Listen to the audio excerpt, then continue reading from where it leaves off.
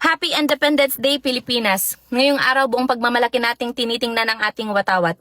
We celebrate the blood spilled by our ancestors to make us a sovereign nation. Pero habang nakataas ang ating noo, we must also look at the reality staring us in the face, mga kababayan. Real independence isn't just about singing the anthem. Ito ay ang lakas ng loob na tumayo sa sarili nating mga paa. And right now, in 2026, our sovereignty is facing a quiet, calculated assault.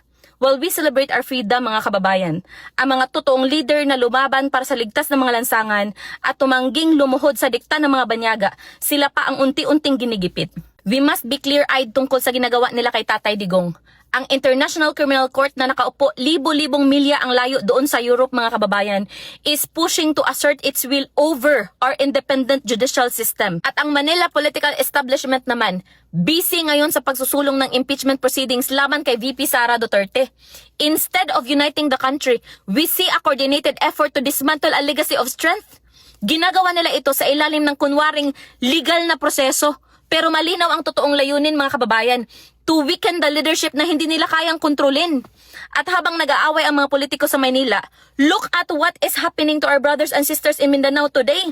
In the wake of the devastating 7.8 magnitude earthquake in Sarangani and General Santos, mga kababayan, libo-libong pamilya ang nawala ng tirahan at nagdurusa sa mga evacuation center. Habang umiiyak ang ating mga kababayan sa Timog, ang pinagkakaabalahan ng mga elitista sa Kongreso ay ang pagpapabagsak sa pamilyang Duterte. This is a peak of hypocrisy. Sa inyo mga nasa kapangyarihan, tandaan ninyo na ang posisyon ninyo ay utang ninyo sa taong bayan. Habang abala kayo sa inyong mga pansariling agenda at pagpapalapad ng papel sa mga banyaga, totoong dugo at pawis ang nawala sa mga kababayan natin sa Mindanao. Hindi kailangan ng Pilipino ang inyong mga press release o ang mga relief goods na may mukha ninyo. Ang kailangan ng bayan ngayon ay lideratong may tunay na paninindigan, lideratong kayang magbigay ng tulong ng walang kamera at kayang ipagtanggol ang ating soberanya ng walang takot. Gawin ninyo ang inyong tungkulin ng tama bago tuluyang mawala ng tiwala sa inyo ang sambayan ng Pilipino. Bilang mga mananampalataya, alam natin na ang tunay na pamamahala ay nangangailangan ng paninindigan. Look at Romans chapter 13 verse 3 to 4, mga kababayan. Sinasabi sa kasulatan, "For rulers hold no terror for those who do right, but for those who do wrong. They are God's servants, agents of wrath to bring punishment on the wrongdoer." Ang tunay na leader, mga kababayan, ay may tapang na gamitin ang espada ng katarungan upang protektahan ang mga inosente. So when the Duterte administration cracked down on crime and illegal drugs, it was fulfilling the biblical mandate to maintain order at sugpuin ang kasamaan. Ipinapaalala rin sa atin ng Proverbs chapter 29 verse 2, mga kababayan. It says there, "When the righteous thrive, the people rejoice. When the wicked rule, the people groan."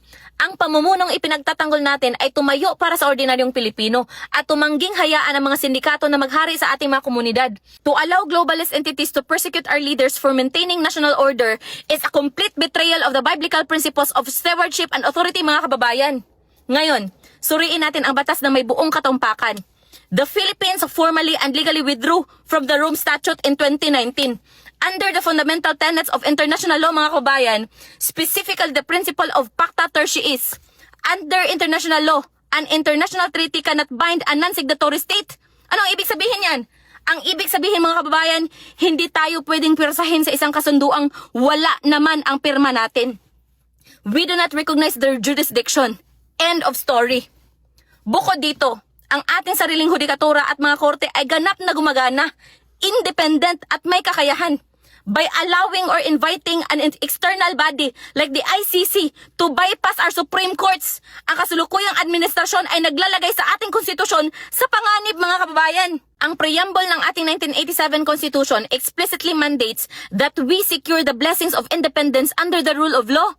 Ang pagsuko ng ating mga dating leader sa banyagang jurisdiction does not uphold the law. It erodes the very foundation of Filipino legal sovereignty.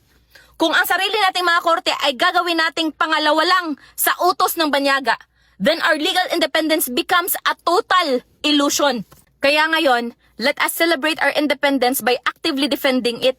Stand firm behind the leaders who put the safety and sovereignty of the Filipino people above international approval. Protektahan natin ang ating mga batas, mga kababayan, ang ating mga hangganan, at ang mga pinunong nagprotekta sa atin. So, what are your thoughts on our nation's sovereignty today? I-share ang video na ito para patuloy na magising ang ating mga kababayan. Happy Independence Day at pagpalain ng Diyos ang Republika ng Pilipinas.